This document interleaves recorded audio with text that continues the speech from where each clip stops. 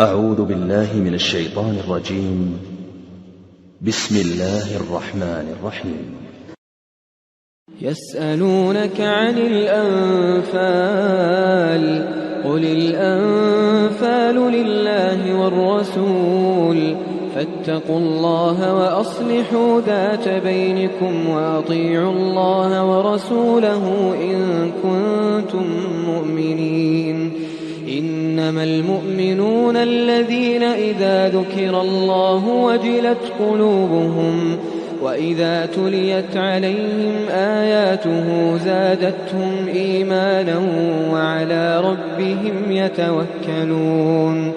الذين يقيمون الصلاة ومما رزقناهم ينفقون أولئك هم المؤمنون حقا لهم درجات عند ربهم ومغفرة ورزق كريم. كما أخرجك ربك من بيتك بالحق وإن فريقا من المؤمنين لكارهون يجادلونك في الحق بعدما تبين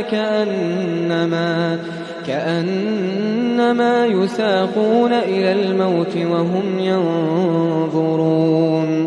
وإذ يعدكم الله إحدى الطائفتين أنها لكم وتودون أن غير ذات الشوكة تكون لكم ويريد الله أن يحق الحق بكلماته ويقطع دابر الكافرين ليحق الحق ويبطل الباطل ولو كره المجرمون. إذ تستغيثون ربكم فاستجاب لكم أني ممدكم ب1000 من الملائكة مردفين.